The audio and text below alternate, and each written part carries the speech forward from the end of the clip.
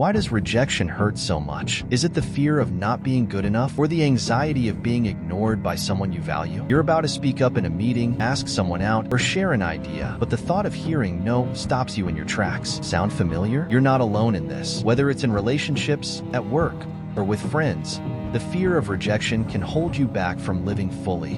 But here's the truth. Rejection doesn't define your worth. It's an opportunity to grow. By the end of this video, you'll not only understand why rejection feels so intense, but also learn powerful strategies to overcome it and turn that fear into confidence. Picture this. A young man nervously walks into a meeting room. He's pitching his dream project, something he's poured his heart into for months. But as he finishes, the room goes silent. The decision makers shake their heads and say, "It's not what we're looking for." He walks out, his confidence shattered. We've all been there, feeling dismissed or invisible, whether it's a failed pitch, an unreturned text, or being overlooked for a promotion. Rejection feels like a personal failure, but here's the twist. It's universal. Even the most charismatic and respected individuals have faced rejection. The difference? They've learned to see it as a stepping stone, not a dead end. And in this video, I'm going to show you exactly how to do the same. Rejection is not a verdict on your worth, it's a redirection. Think about J.K. Rowling, rejected by 12 publishers before Harry Potter became a global phenomenon. Each no was simply a step closer to the right yes. To reframe rejection, ask yourself, what did this teach me? Instead of, I'm not good enough, write down every rejection and what you learned from it. This way, rejection becomes less of a setback and more of a stepping stone. Think of rejection as building muscle. Each no is like a weight you lift. It stings at first, but over time, it makes you stronger. This is where exposure therapy comes in. Deliberately putting yourself in situations where rejection is a possibility. Start small, ask for a discount at a coffee shop or a random favor from a stranger. The goal isn't the outcome. It's to desensitize yourself to the fear. Over time, this resilience builds confidence and equips you to face bigger challenges without fear. The third trick to overcoming your fear of rejection is understanding this. Rejection is inevitable, but shame is optional. Think about it. Everyone gets rejected. And here's the kicker. The most successful people you admire, they've faced more rejection than most of us ever will. Something to overcome, mostly within myself, I find, actually. It's never an external thing.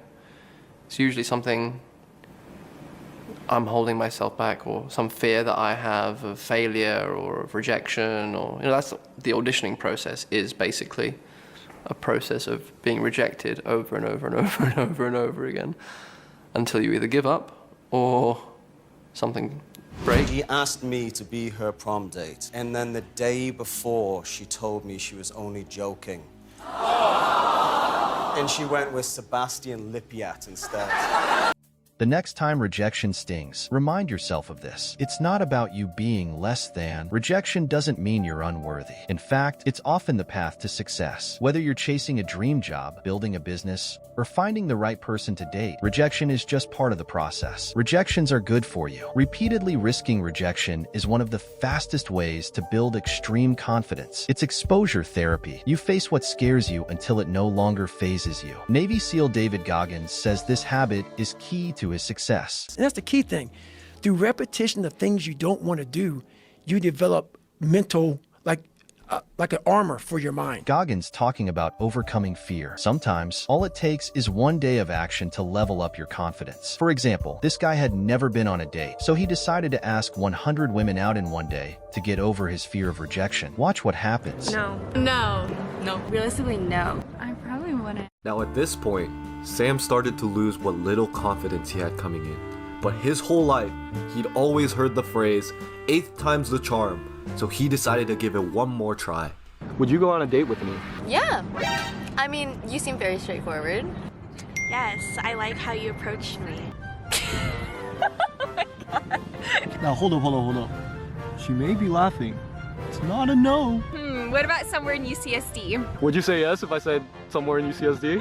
Sure, why not? Told you. There's power in speedrunning rejection. In a short amount of time, you can transform from someone paralyzed by fear into one of the most courageous people you know. Just make sure you approach this in a fun, lighthearted way. Don't be rude or hostile, and if you're in a small town, maybe try this in a bigger city first. Asking people out isn't the only way to build courage. You can try cold calling, door-to-door sales, or even Noah Kagan's Starbucks challenge. Go to a different coffee shop every day and ask for your coffee for free. In Jordan Peterson's clinical experience, exercises like these are the fastest way to build courage. Get over your fear of rejection. And how do you do that? By encountering it continually and continually and continually, so that you're no longer paralyzed. Once you've practiced this enough, you'll realize you've transformed. Your confidence will skyrocket, and you'll grow immensely by reflecting on what didn't go well. If you found these strategies helpful, hit the like button and share your thoughts in the comments. Don't forget to subscribe for more tips on building confidence, respect, and charisma.